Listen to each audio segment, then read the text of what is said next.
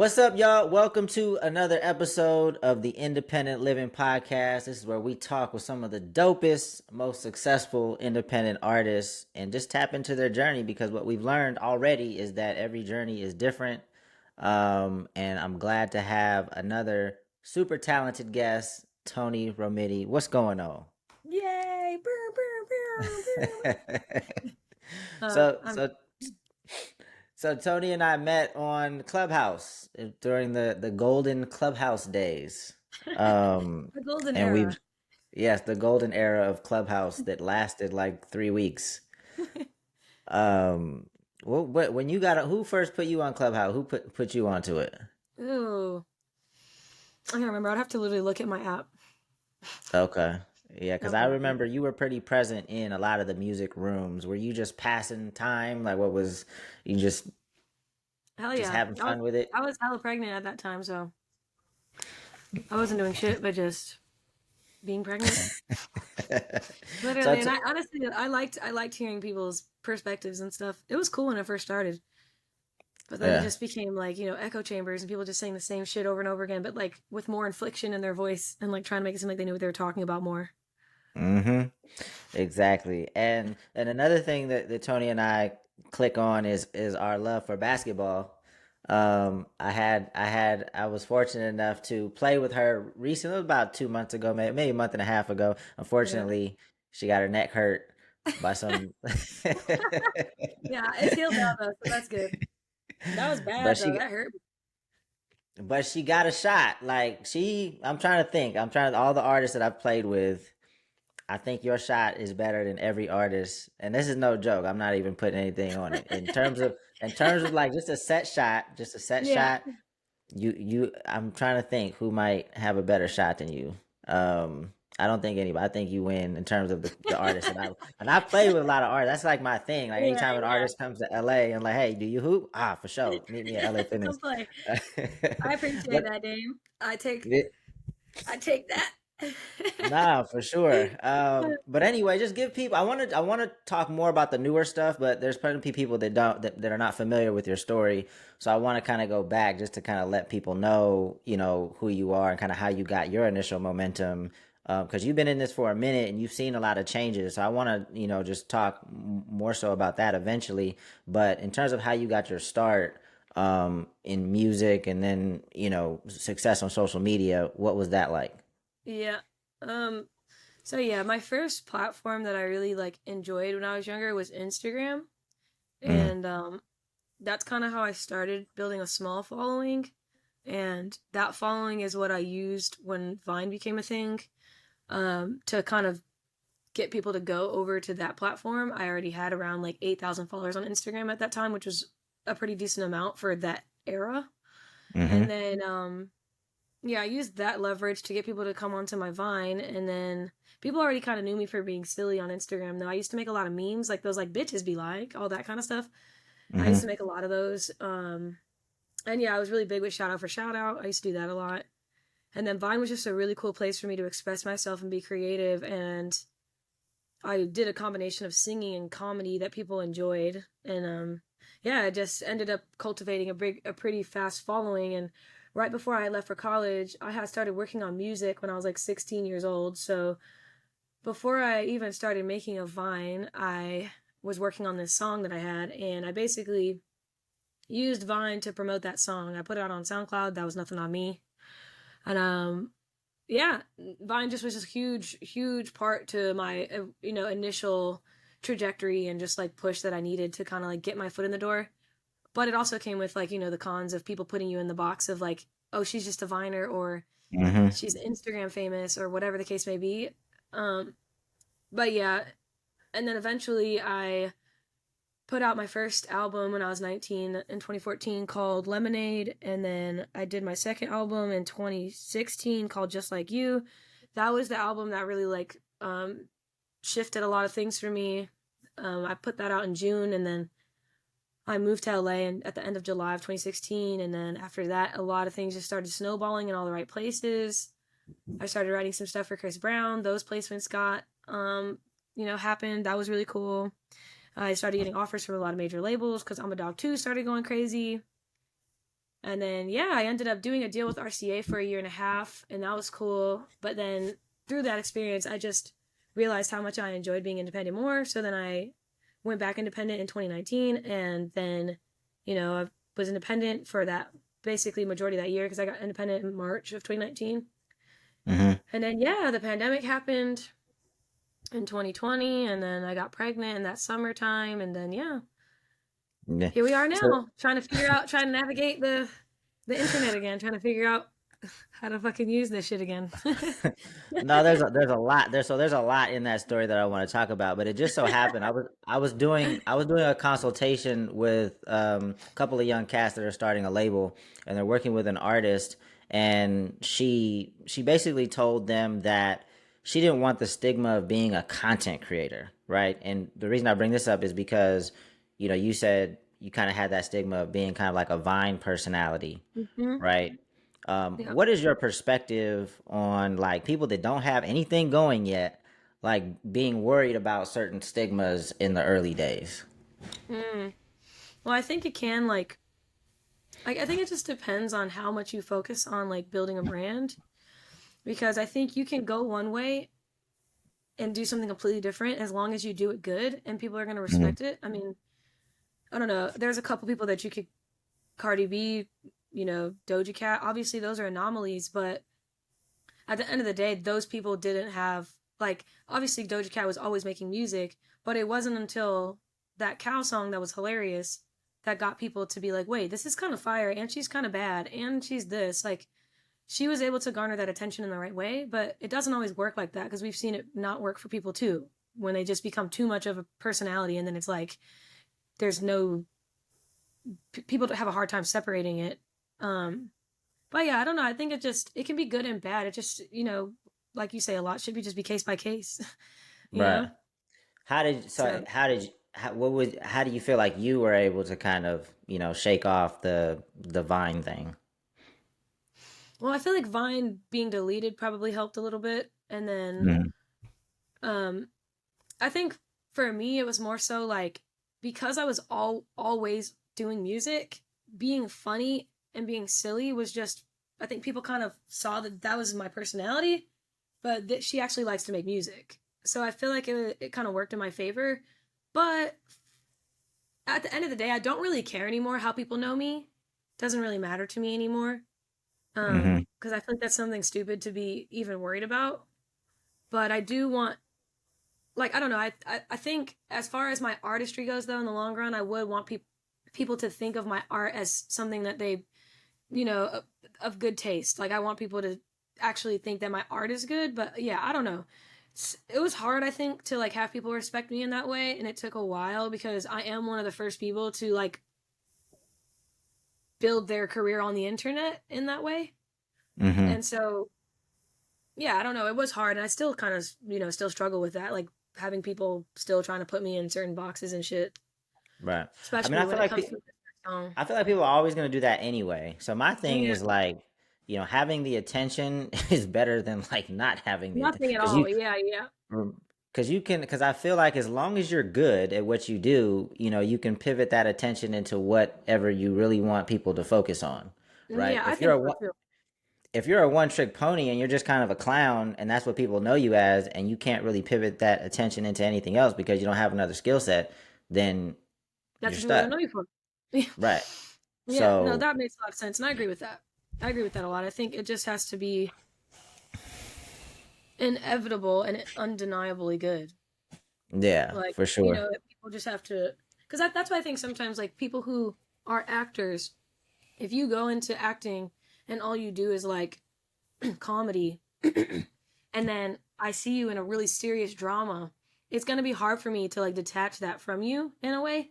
So I don't know. It just depends. Like people are gonna do it no matter what, but if you kill that role, then you kill that role. There's some people that can truly just like Jamie Foxx, like he can do just about any role, and people are gonna love Hmm. it. But some For people sure. just don't pull that off well. So, For sure. but yeah, it is So, hard. Like getting out of it though. uh, Sometimes.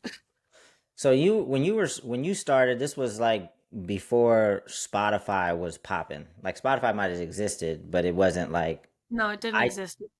iTunes was kind of like the core of where it was at when you were putting out music, right? Yeah, like there was no streaming yet. Like nobody was streaming yet. I was still selling my songs on iTunes Gotcha. before like when Nothing on Me came out, streaming didn't exist. The funny thing, I put Nothing on Me on SoundCloud and I didn't know that I had it for download.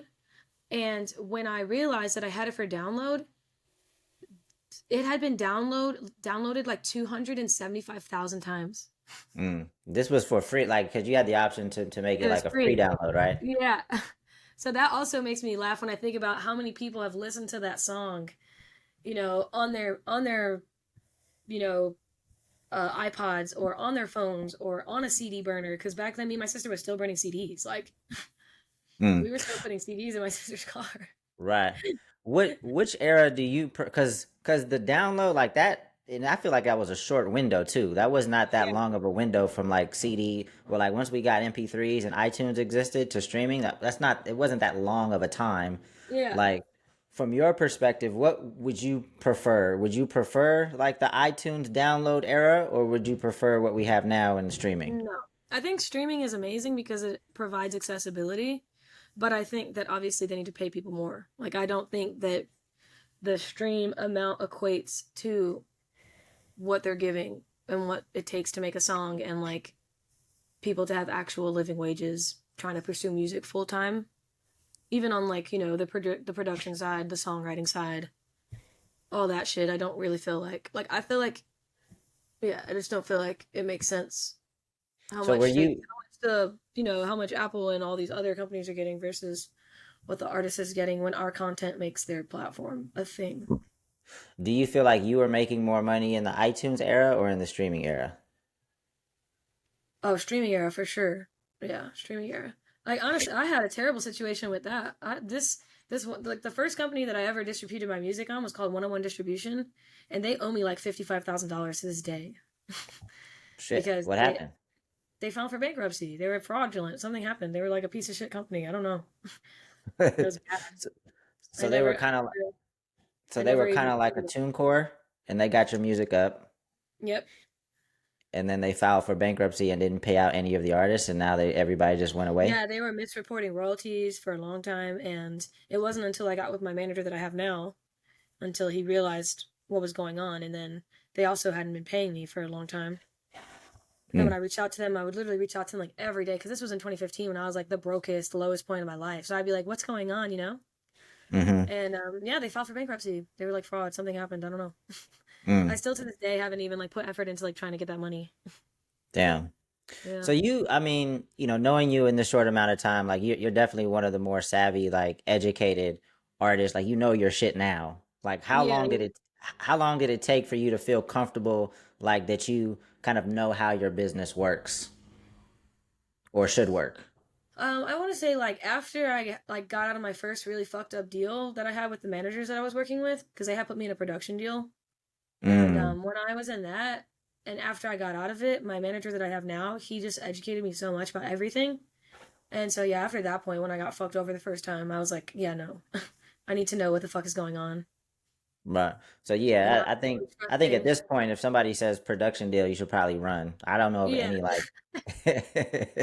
yeah. Unless they're giving you like a fucking $200,000 up front, like even then, I still don't really feel like, and it should be. Yeah, like I'm not saying like I think that because a production deal to me is just basically like a bootleg label without the money. Like just give me if you're gonna do that, at least be able to give somebody money up front. Right. No, there was Like a like a label could do, right. No, but even then, there was a young lady that came into the Two Lost office the other day, and I met with her, and she that was one of the deals that she had on the table. And I try to be nice, but I don't want anybody ending up in a situation that could mess them yeah, up. fuck it. Yeah, it doesn't. I wouldn't even do it. So okay, so around what year is that? Like once you got out of the bad deal, what year is that? Where is that That was taking in us? Like 2015. That was in 2015. 2015. Okay, so Like once you get out, basically, so basically, there was a clause. Okay, there was a clause in the contract that said, basically every piece of work that's made in between this time and this time, their company owns it. But one day I was just thinking, and I called my manager that's my manager now, but he was just my friend helping me at the time. And I was like, Jordan, I just thought about it. And he was like, what? I was like, they're saying that everything that I've worked on from August 3rd until whatever, I think it was like 6 years or something crazy. Um, that's what they're gonna own. But I put out Lemonade July 21st. So they've been collecting royalties on this album this whole time and they don't even own it. And then he was literally like, "Oh my god, Toni, what the fuck?" So then he just scared the fuck out of them. And at that point, he had been helping me with my YouTube channel. So I was doing a lot of Q&As and stuff. I was doing story times, and he was helping me edit those. And so that actually started bringing in like a decent amount of revenue for me. I want to say like maybe like $7,000 a month, but that was better than nothing. And that was a good start for me to like start getting things back in motion. And so basically, once we figured out that they were infringing on my rights this whole time, he met up with him, had him sign everything, get out of the deal, all that stuff. He's had to sign everything. And yeah, at that point, SoundCloud, they had been freezing an account that had money in it that was going to be owed to me. But because I contacted them and told them I had a falling out with these guys, don't pay the money out to anyone until we get this sorted, they held the money. So for that whole year that I dealt with that in 2015, right at the end of 2015, right before Christmas, SoundCloud paid me out like $11,000. And that was such a blessing for me at that time. And that's what I used to record my next album. I spent like $5,000 to record my next album. And then when I put it out, I grossed like $15,000 in the first month. Dope. Nah, that's Yeah. yeah. Nah, I mean, I think that's one of the hurdles for a lot of young artists is just having those funds to be able to invest in their career. Mm-hmm. Um, Yeah, that you changed know, everything for me. Shout out to SoundCloud. Toni Romiti to- loves you. Follow me. I so haven't talked to y'all in a long time. so when you first started, what was like the demographic of your audience? Like what age group? mm, Young, like my age, like my age and younger. Right. So to me, like that's a tough place to like maintain an audience, right? Because if you have younger fans, like let's just say like 14, 15, 16, like those next 3 years for those fans are gonna like they could come out a totally different person Mm-hmm. from 14 to 17 to 18. Like those are crucial development years. Yeah, Like and for yourself, if you're that age, if you're around that age too, yeah, like how have you been able to kind of like continue to and probably get new fans because some fans are going to drop off. You're not always going to have the same fans. yeah, yeah. Like how have you approached like the churn of fan, like getting new fans, losing fans, getting new fans? Well, I'll say that as far as like having the fans that I have, it's been a really cool experience because a lot of them have, stuck by for a while. And Mm, so I watched them grow up and they're kind of watching me grow up simultaneously. So that's been really cool.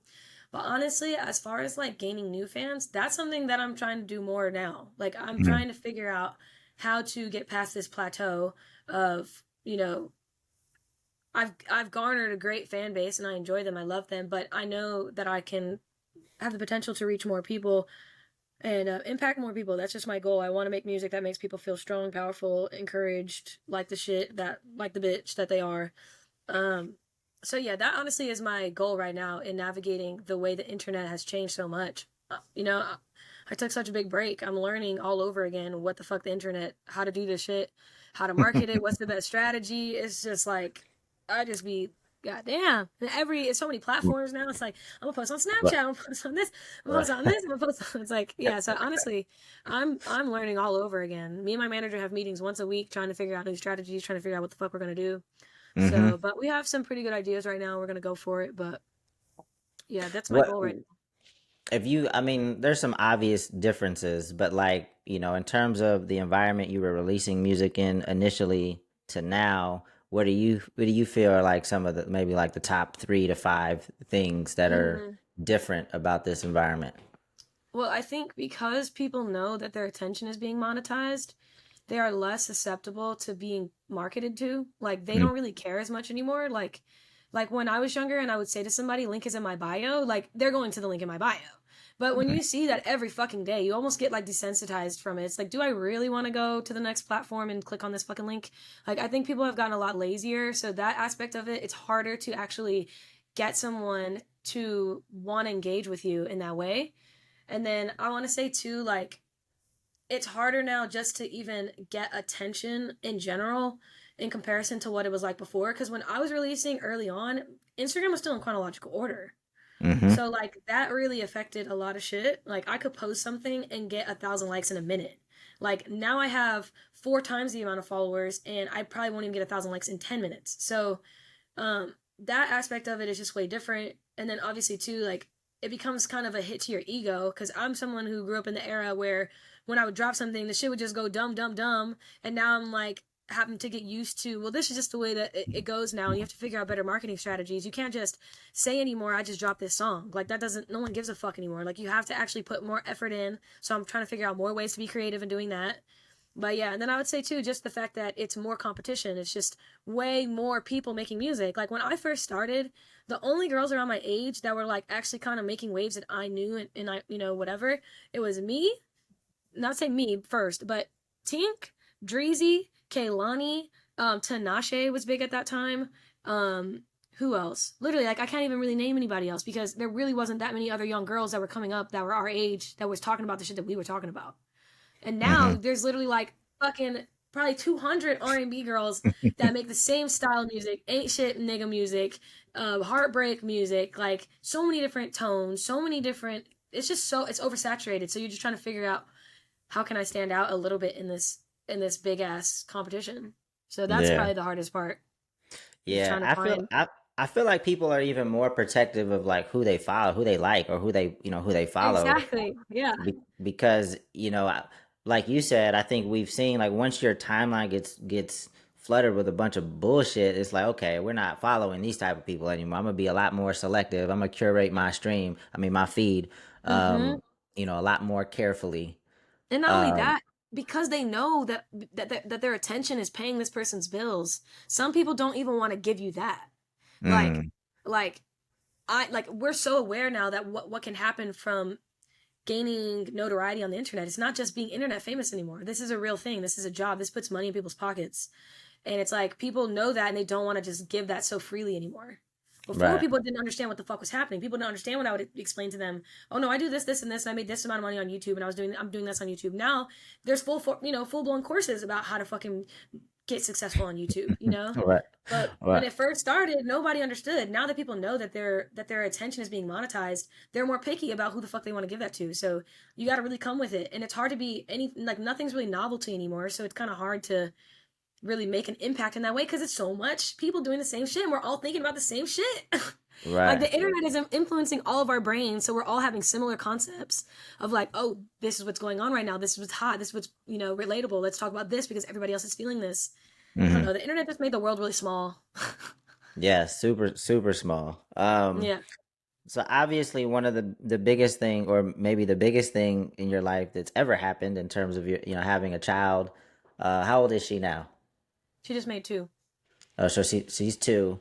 Yeah. So you've experienced motherhood since the last time you were going like super hard in music. Is that changing either the content or your approach? Like how is that influencing your art or your approach going forward? Well, I mean, it just makes me, well, for one, it just gives me more purpose. Like it just makes me want to do better and do more and figure out new ways to be better. But Um, no, I don't know. I don't really like think too much about my what I'm saying or anything. Like I feel like my message when she's older, she'll understand why I was saying what I was saying. So I Hmm. don't really I don't really like think about because I never really say anything too crazy anyway. Right. So I never really like thought about it Mm. So what because I got and nieces and shit. So I never thought about it. so, obviously, the big, in terms of the big things that change is like, there's so much more music that's being put out, and most artists are dropping. Because I think when you just told the story, you said you put out an album one year, then 2 years later there was another album. Now there's people that are putting out like albums every month. Yeah, Um, yeah. and that task could be daunting. Like, what do you feel like is going to be a good cadence for you? Like once you kind of tap in. My goal right now is to at least drop a song once a month. That's what Hmm. I'm looking to do. I feel like it'll be the perfect balance of anticipation and reward. Like I want it to still be some tension between me and my fans. I don't want them to just be like, well, Toni's dropping. Like I want it to be kind of like, that little bit of like, is she gonna drop it? Like I want people to have that excitement still. I don't want people to just feel like it's coming. So yeah, I definitely want to still have a little bit of that going on. But yeah, my goal right now is to consistently drop at least once a month. We'll see how that's going. I'm building up the songs that I'm going with. I'm right now. I've decided I'm gonna probably drop Bishwet first, my remix thing that I just made, because I feel like that's gonna give me some attention from people that probably haven't seen me in years. If they come across it, if the algorithms on TikTok do what they're supposed to do, they're gonna see that old clip and be like, "Oh, okay, what is she doing now?" And then my goal is to have my other song "Spoil Me" that I showed you at the gym ready, so that by the time Bishwet gains attention, then I can use that momentum to have people listen to my next song that I'm actually really proud of. Because like I'm not saying that I'm not proud of Bishwet, but I'm doing it because it's fun and the Jersey club scene is resurfaced all over again. 10 years ago was cool, now it's cool again. So might as well tap into what people are enjoying right now. And I never really put out a Bishwet song before. It was Right. only like the DJs that were remixing my voice. Right. And So yeah, just for the people that aren't familiar, but that was kind of like the catchphrase that went super viral on Vine, right? yeah, exactly. So Yeah, and that was also a big part of a lot of people knowing who I was right. from that alone. Yeah. So I have this conversation with Bigg Jah a lot, the comedian that I work with, because, he's done series that already have a lot of equity in them because, people are super familiar with him and he kind of wants to move away from some of these series. However, the fans still love them and they know, that's part of how they came to know him.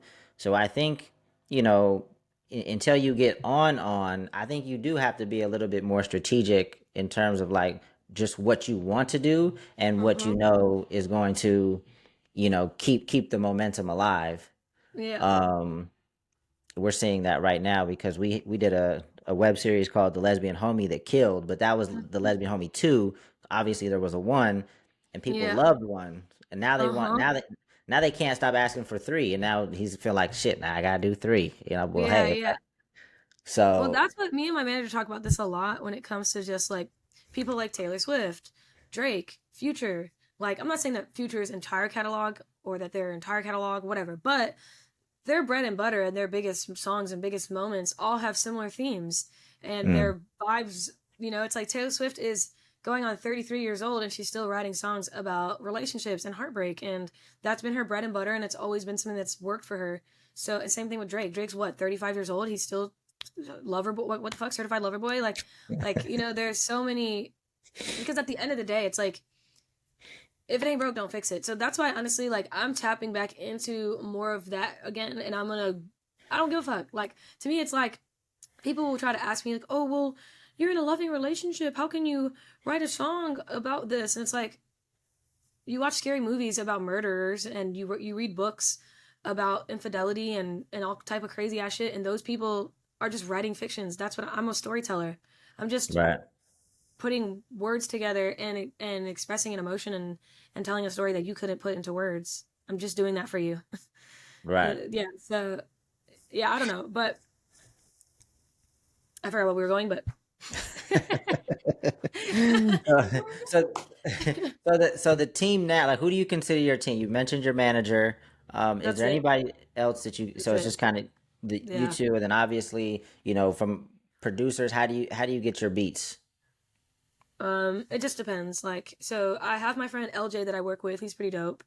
And he's the person that did the Bishwet for me. Um, and he'll do random stuff for me sometimes. But other than that, honestly, I just still get my beats off YouTube and I just reach out to them and I just Cool. buy the beats. But yeah, and then like my manager, he'll produce a beat if I need him to. Oh, he's a But producer as well. I didn't know that. I don't think I knew yeah, he that. produces a lot of stuff. Yeah, he's done a lot of stuff for me. Like my entire cover project that I did, that Nostalgia and 808s, all those covers, he redid all those beats. So, Yeah, what he's good. what's been dope to see, like even in the streaming era, is like if you did well, kind of in that 2012, 13, 14, and then streaming kind of takes off, like the catalogs hold up. Like if you got Yeah. a cool community, has that been the case for your catalog? Has it been pretty? It's held up more than I thought songs would. Yeah, yeah.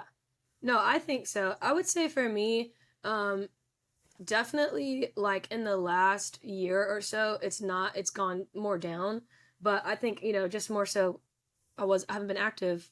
Hmm. Um, so, but yeah, like for the most part, for the, all the years that I've been streaming, it's been pretty consistent. But yeah, like typically I stream like my most streamed song, it usually streams around 60 to upwards, sometimes 100,000 times a day, but right now it's more like 30,000 times a day. So that's something my manager is trying to figure out how we can get that song back up. But yeah, just What song is that? switch up. It's the only song that I have that went gold for me. Nice. Yeah. And sometimes I like to dive into to artists' biggest song. So Switch Up is the biggest. When was that released? In 2017, no, 2016. 2016. Okay. Yeah, And then I released just like you. Then I released Switch Up as like a trying to keep people entertained after I dropped my second album, and then I put out I Know, and I Know also did pretty well. 2016, I okay. just had good momentum, so What do it you was like what everything do I you was feel like it dropping. was about 2016? I think it just had to do with like Nothing on Me came out in 2013, and then I had some small moments in between that. Like My Way remix that I did was like people really liked that. That kind of like kept me afloat. I had one other like remix or something else that I did that people enjoyed. And then when I put I'm a Dog 2 out on my birthday when I turned 21, the whole, like leading up to that, I knew that was going to like I just knew it was going to be one of the ones. And then when it came out, it just so happened that the I'm a dog that the dog filter on Snapchat was so popular, it gave people a reason to use like to basically listen to the Mm. song while putting the filter on. So that also helped it a lot because a lot of people were doing that. And then yeah, once Kylie Jenner played it on her Snapchat at the end of 2016, a lot, yeah, that it was just crazy. I don't know, I really don't know. I try to think back to like what was going on. I just think it was like a combination of things. I think people were just excited about my next album coming out because they were waiting for me to drop a new album. And then people really liked that album, so then they were just ready for whatever I was dropping after that. And then Switch Up just so happened to be a really good song that people like related to. Mm. So Oh yeah. when did the what you just mentioned with the filter, with the dog filter on Snapchat, was that Yeah. something that you saw like another fan do, or did you initiate that, or did people just do that on their own, like with that song? People just did it on their own. And then I would like post like I would take pictures in it and be like I'm a dog too and like shit like that. But yeah, people just kind of did it on their own. And honestly, the same thing similarly when I dropped Nothing on Me in the music video, it was really hot that day and I kept like flipping my hair and shit.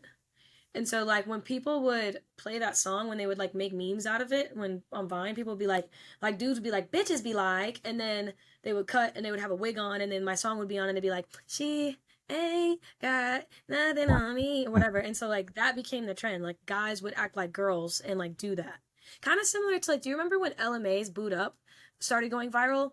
And a Hmm. lot of guys were the ones that were like, oh sorry ladies, this one go to the thugs, this our shit now, like we take this song over.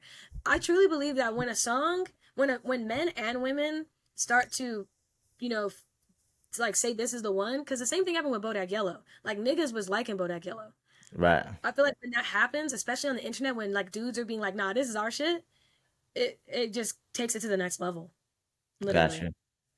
Now So when you make a song like uh, now, do you feel like you know which one's going to do well? it depends, like like when I send it to certain people and they like it, then I will feel like, yeah, okay. Like certain people's opinions, you know, appreciate. But then also, there's just certain times where I just feel connected to a song and I just want to put it out because you just don't know. You just never know. You Right. just never fucking know. Like I just try to make sure that I enjoy the song, and then if I like it, that's all that matters. Cause Yeah. yeah, you just never know. It's so unpredictable sometimes. Like my Yeah, song, that I know is going off on TikTok, and I hadn't even made a TikTok yet. And I didn't I barely ever promoted that song. mm. It's like it was so random. That's typically what art, like a lot of times, I'll ask artists that have a song that has 20 million, 30 million, 40 million plus, and they kind of like, I didn't even expect this one to go. I didn't know, Mm-hmm. they're just consistently putting out music. And because you never know, like, who knows when Kylie Jenner is gonna do something, or Yeah, yeah. somebody's gonna apply your song to a specific challenge. Like, you Mm-hmm. you have no idea. Has Yeah. TikTok been a challenge for you? Like, you're just in. Do you like TikTok? I feel like I was hesitant to get on TikTok because at first because I didn't want to be like back in that world again, like being silly and shit. Because I was just thinking about like how TikTok is a new audience, and it's like, am I gonna introduce myself to this younger audience as like this silly person at first? And so that was kind of like drawing me back from it because I feel like I worked so hard to like get away from being so fucking silly. Mm-hmm. So yeah, I stayed away from it for a while, but I did start like posting on it almost 2 years ago, and it's cool. Like I wouldn't say that I dislike it or anything. I love being on it. Like I love being on TikTok. I love the content that's on there. But as far as like the angle that I want to go with on TikTok, I struggle with like, do I want to spam or do I Mm. want to like make really good shit and put it out when I feel like it? But yeah, so I just kind of struggle with that sometimes, like not knowing what I really want to post on that platform. Mm-hmm. But Cause I think that, obviously you really benefited from being like an early adopter on some of the older platforms, right? Whether it's yeah, Instagram or Vine, and there's a shitload of value in that. Like, TikTok is maturing. The algorithm is a little yeah, different now, or a lot different. Um, but I understand also in terms of like how you want to present yourself to this new audience and maybe being a little yeah, hesitant. yeah. Especially when it comes to just like there's a fine line between like oversaturating the audience that you're trying to attract, you know? Like I don't want to come off as like thirsty or desperate or anything because that's not Right. attractive to me. Right. Like I want to So, feel like people came across my stuff organically and liked it, or whether it's organic or not, if I orchestrated how they came across it, whether I'm using myself or someone else as the tool, I want it to just come off like not thirsty. right. Yeah. So yeah, it's uh, hard trying to like not be thirsty though. right. Yeah, I But yeah, mean, especially like, like we talked about with so much content. I mean, the competition, obviously you're competing with, other artists, but not just other artists. You're competing with the funny cats and the silly dogs and so er, many different types of creative things now. mm. Like So when can we expect the next thing? Is it in the queue already? Like, what are we waiting yeah, on? so my goal, what's today? It's the 12th. I'm planning on dropping it on the 28th. That's my Okay. goal right now. So that's what I'm hoping for, and that's the date we have. That's what we discussed yesterday, that we're gonna stick to the 28th of Friday and Okay. see how that goes. But yeah, I'm Dope. just trying to figure out like what marketing strategies I want to do and what marketing strategies just like, Mm-hmm. seem the most appealing to me because I just sometimes there's certain things that other people do that I'm like, yeah, I could do something like that, but then it's like, I don't know. Right. It's just so different now. It really is. It's so different. Like I'll see some random ass shit that people do and I'm like, that worked. Like, why the fuck are people watching this? Like, how did this Right. get served to me? Right. And then I'll see Nah. some crazy, amazing shit, and it has like nothing on it, and I'm like, okay, I don't know. Are you leveraging any AI technology? Because there's all these things that can create cover arts, create videos, help you Yeah, do this, yeah. help you do that. My Has it? last single we used AI to make that cover. Okay. Yeah, we'll probably end up using that for the rest of the time. It's just too Dope. easy. Right. Yeah. Nah, I mean, But there's definitely a lot of tools that can help, but it doesn't make I mean, it makes a few things easier, but it's still a daunting task. What independent artists are, what you guys have to do. yeah, you know what I So, want to do though? I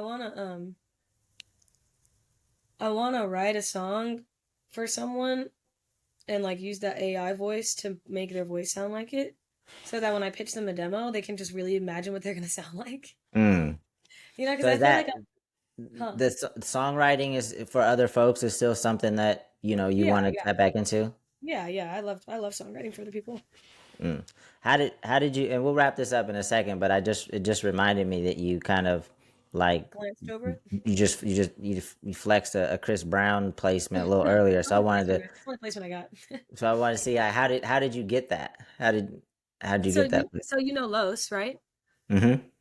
From the gym. So when I first moved out here, he had just moved out here too, him and B Dot. And I know B Dot and Los from Vine. And so yeah, I would just hang out with them to hoop and stuff. And then I'll go out with them from time to time. We go to play house and shit. And then yeah, he just hit me up one night. He was like, "You want to go to the studio?" And I had already played for him the song that I wrote that I told him that I had Chris Brown in mind. And I was like, "Yeah, yeah, I want to go." I was like, "Whose session's it? Whose session is it?" And he's like, "You don't know him." And I'm like, "Who is it?" He's like, "You don't know him." I'm like, "Okay, who is it? Like seriously?" And he's like, "Chris Brown." And I was like, "Okay." And I was like, I'm gonna play him the song I wrote." He was like, "No, G, don't do that." You know? He's like, "No, man." He's like, "No, man, don't do that. Don't do that." I was like, "Okay, fine, I won't." So then I go to the studio and we're there and we're hanging out for like 2 hours, just drinking and chilling and stuff. And then he's like plays us all of his like music that's on the next album. And then afterwards he looks at Pat, his engineer, and he's like, "Hey Pat, play some beats." And I'm like, "Oh, I know what that means. You ain't got shit to work on. I'm about to ask you." Mm. So then I'm like heart's beating hard as shit. I got my phone out. I already got the shit like on my phone. Mind you, I'm not even supposed to have the demo because I recorded at APG, and APG don't be trying to give their demos away. But my manager was roommates with Ed Machuca. Ed Machuca was working at APG at the time, so he got it off the hard drive for us. That's the only reason why I had it. Mm. Anyway, so I go up to Chris because he's like in the chair, and I like tapped him on the shoulder. He like turned around and looked at me. I was like standing like right here, and I just had my phone like this, and I was like, "I wrote this song for you, and I really want to play it." I was so nervous. And then he Mm. was like, he looked at me like this. And he was like, "Play that shit." And he gave me the aux cord, and I put it on, and then he like kind of sat there for a second. And then he just started like body rolling in the chair. And then he was like, "You got the session? You got the files? You got the session?" I'm like, "I actually don't. I'm not even supposed to have this session." And then he was like, "Give your contact information to Pat." And I gave my information.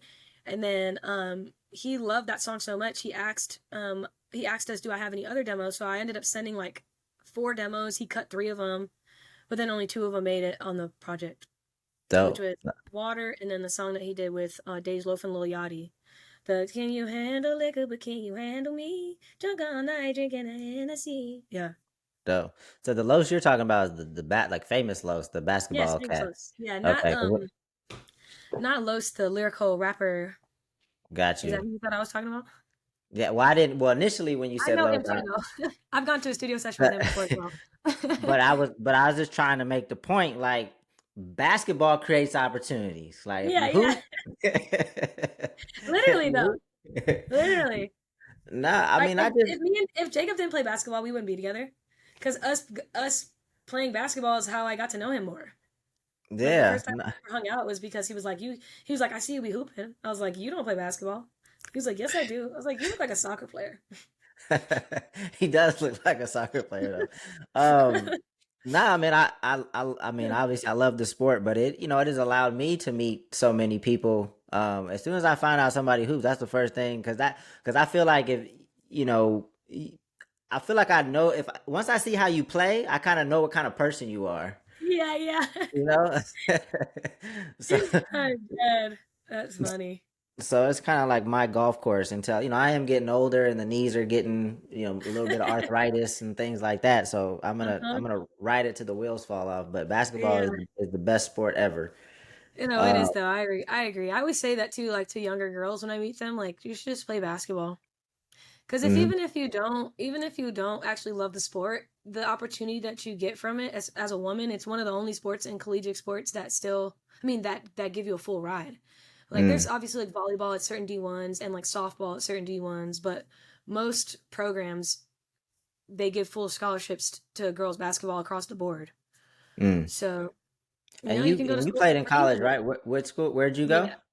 I went to USC Upstate. It's like in the ASUN conference. We play against Mercer, Stetson, Florida Gulf Coast. Those are like the 3 schools I always remember. But yeah, Mm. it's in like Spartanburg, South Carolina. It's like a mid-major Division 1. Mm. It was cool. Do you know Torrey Craig? Torrey He played Craig on the Nuggets. I don't know who he's on right now, but he's in the plays league. for the Suns, I Um, think. Does he play for the Suns now? I think so. Yeah, he was a senior when I was a freshman at Okay. my college, and I remember like people telling me like he's gonna go to the league, like he's gonna go to the league, and I started thinking like from this school, what the fuck, and then yeah, But he ended up going and playing for the Brisbane Bullets, and then he made it. I was like, damn, that's amazing, that's so crazy. I mean, shit, women's basketball is popping right now with all the, with the NCAA championship just wrapping up, and Clayton Clark and Angel Reese, and Yeah, um, yeah. these girls are getting a lot of money in these NIL Oh yeah. deals. I've been Um, saying that like I really believe in like 10 years, way more girls are gonna be dunking in game. mm, well, I we'll feel like see. it's just more so of a thing of like seeing is believing. Like a lot of girls, we aren't taught, like we're not taught the fundamentals or the mechanics to jump. Like, and then, men are so naturally more agile and athletic that you guys kind of you guys rely more on your athleticism than your fundamentals. That's why I feel like if you want to watch like really pure fundamental basketball, watch college girls. If you want to watch super exciting, flashy, amazing basketball, men's college basketball is just is phenomenal because it still has that like fundamental that you're looking for. Because NBA sometimes just be a little bit too individual. It doesn't have like the art of passing is lost in the NBA. I feel like, Mm, but like in men's college basketball, you're gonna get a little bit of both. But women's basketball is like some of the most fundamental basketball you can watch because for they have sure. to rely on their skill set versus their athleticism because most girls don't have super athletic Right. bodies. Right. Like, but I We might. back to the dunking thing though. I think once more girls see girls dunking, it's gonna happen because it's just a Yeah. mind thing. We're about to turn this into a hoops podcast in a second. Literally. Well, Oh, yeah. let's go ahead and wrap this up. Can you just leave them with a few, just words of encouragement or advice for aspiring artists that want to, make this their career? What can you tell them? I guess I would say like figure out what success means to you Mm, and kind of that's where you need to be with your head is like where your head is at when it comes to this because if being successful to you means X, Y, and Z and you don't achieve that, you're gonna feel bad about it. But I think a lot of people should start thinking if you can pay your bills with something that you love, you are successful. If you can provide for yourself doing your passion, you've already surpassed most people who don't actually do their passion. They just do stuff for money. So don't think you need to be like the most biggest famous person in the whole world to have success. If you can pay your bills, you should be proud of yourself. And I guess I would say just because it didn't happen doesn't mean it isn't going to happen at all. hmm And if you really want something, you got to keep going. You have to keep going because the time's going to go by anyway. Yeah, nah. I mean, obviously, the only artists that I talk to that are winning are the ones that kept going. Obviously, if they didn't keep going, then then I wouldn't be talking to them. So Yeah. cool. All right. Well, I Awesome definitely. Dame. What'd you say? Said awesome Dame. No, I appreciate you joining me. Looking forward to seeing or hearing the project, seeing the success this year. If you need any help from me or another opinion, feel free to hit me. Yes, definitely. But yeah, this has been another episode of the Independent Living Podcast. I was about to say the Two Lost Conversations pod because I've been doing some conversations for Two Lost. But anyway, the Independent Living Podcast. Catch y'all next time with another dope artist. Peace.